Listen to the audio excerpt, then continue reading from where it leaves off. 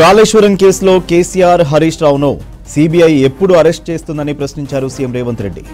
ఈ కేసును సీబీఐకి ఇచ్చి 3 నెలలైనా ఇప్పటి వరకు ఎఫ్ఐఆర్ నమోదు చేయలేదన్నారు. కేసీఆర్ కు వ్యతిరేకంగా కేసు ఎందుకు పెట్టలేదన్నారు. ఈ నెల 11 లోపు కేసీఆర్ హరీష్ రావును అరెస్ట్ చేయాలని డిమాండ్ చేశారు. ఫార్ములా ఈ కేసులో కేటీఆర్ ను అరెస్ట్ చేయడానికి గవర్నర్ అనుమతి ఇవ్వలేదన్నారు సీఎం రేవంత్ రెడ్డి.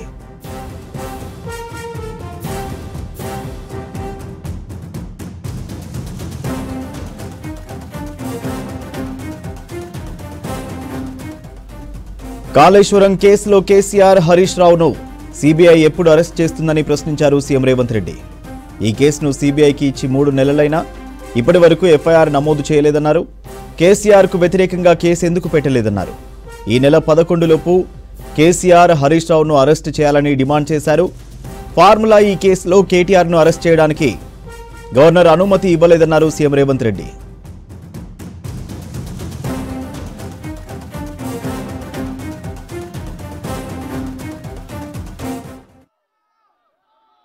మీ మాట, మీ పిలుపు ఇక్కడున్న మాకే కాదు, ఫామ్ హౌస్లో వండుకున్న తండ్రి కొడుకులకు కూడా గుండెలు అదిరేలా వినిపించింది.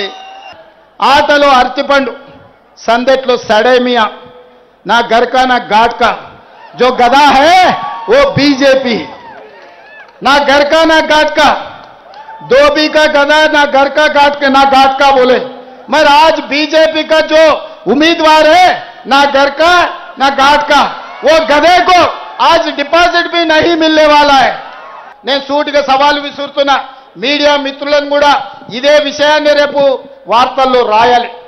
ఆనాడు కాళేశ్వరం ప్రాజెక్టు సంబంధించి నరేంద్ర మోడీ గారు, అమిత్ షా గారు ఈ రాష్ట్రంలో పర్యటనకు వచ్చినప్పుడల్లా కాళేశ్వరం కేసీఆర్ కు ఏటీఎంగా మారింది, 1,00,000 కోట్లు కొల్లగొట్టిందని ప్రధానమంత్రిగా, హోంమంత్రిగా మీరు ఎన్నోసార్లు ఈ రాష్ట్రంలో మాట్లాడారు.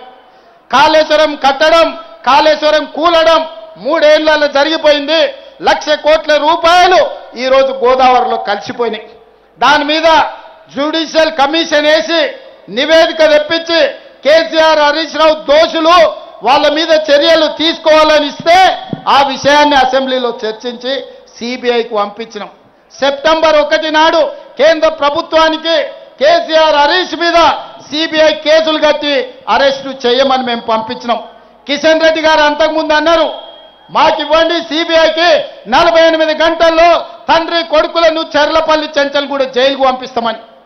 నేను ఈనాడు సూటిగా సవాలు విసురుతున్నా కిషన్ రెడ్డి గారికి, మీరు చెప్పింది నిజమైతే, మీరు కేసీఆర్ కు లొంగిపోకపోతే, మీరు వాళ్ళు ఒక్కటి కాకపోతే, బీఆర్ఎస్ బీజేపీ ఫెవికల్ బంధనం ఒక్కటి కాకపోతే ఎప్పుడు అరెస్టు చేస్తారో 11 తారీఖు లోపల సిబిఐ ఎఫ్ఐఆర్ చెయ్యాలి, కేసీఆర్ హరీష్ ను అరెస్టు చెయ్యాలి. ఇదే కాదు, కేటీఆర్ ఫార్ములా ఈ రేస్ పేరు మీద కార్లు తిప్పి కాంట్రాక్ట్ ఇచ్చి ఎలక్టోరల్ బాండ్స్ 50 కోట్లు కంపెనీ నుంచి వసూలు చేసింది. ఆధారాలతో సహా ఏసీబీ కేసు కట్టి అరెస్టు చేయడానికి గవర్నర్ని అనుమతి అడిగితే 2 నెలల నుంచి గవర్నర్ దగ్గరనే ఫైల్ ఆగిపోయింది.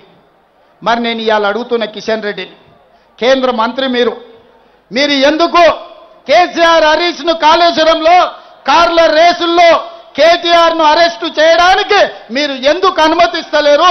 మీ చీకటి ఒప్పందం ఏంది? మీ గూడు పుటానేంది? ఈ ఎన్నికల్లో మీరు ఆత్మహత్య చేసుకొని బీఆర్ఎస్ ను గెలిపించాలని కుట్ర చేస్తలేరా?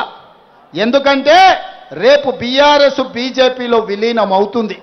ఇది నేను చెప్పలే, కేటీఆర్ సొంత చెల్లెలు చెప్పింది. నేను జైల్లో ఉన్నప్పుడు బీఆర్ఎస్ ను బీజేపీలో విలీనం చేస్తామంటే నేను ఒప్పుకోలేదు, అందుకే నన్ను పార్టీలకు వెళ్ళి ఎలగొట్టిరని. ఇవాళ మిత్రులారా మీరు ఆలోచన చేయండి. మా అమ్మలక్కలకు నేను విజ్ఞప్తి చేస్తున్నా, అక్క ఇవాళ ఆడబిడ్డను ఆదుకోండి, ఆడబిడ్డ కన్నీళ్లు చూడండి అని కేటీఆర్ చెప్తున్నాడు. వాస్తవమే, ఆడబిడ్డ ఎవరికైనా ఆడబిడ్డనే కదా. నీ సొంత ఇంటి ఆడబిడ్డ, నీ తోడ పుట్టిన ఆడబిడ్డ, నీ సొంత చెల్లెల్ని నీ తండ్రి సంపాదించిన ఆస్తిలో వాటా ఇవ్వాల్సి వస్తుందని సొంత చెల్లెల్ని మెడలు పట్టి బయటికి గంటిన కసాయుడు ఎవడన్నా ఉన్నాడంటే వాడు కేటీఆర్ కాదా అని నేను అడుగుతున్నా. తండ్రి సంపాదించిన ఆస్తిలో వాటా ఇవ్వాల్సి వస్తుందని సొంత చెల్లెల్నే ఇంట్లోకెళ్ళి మెడలు పట్టి దొబ్బిన నీచుడెవడని ఉన్నాడంటే కేటీఆర్. సొంత చెల్లెలకు బుక్కెడు అన్నం పెట్టనోడు చిన్నమ్మ బిడ్డ కంట బంగారు గాజులు చేపిస్తాడంట.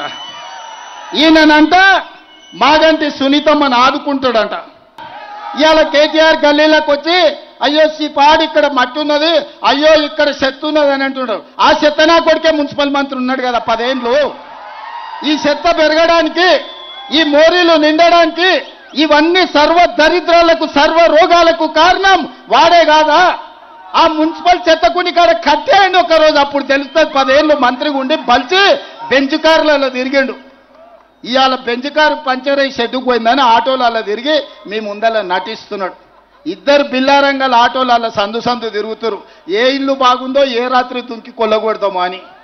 ఏదన్నా వదిలినరా?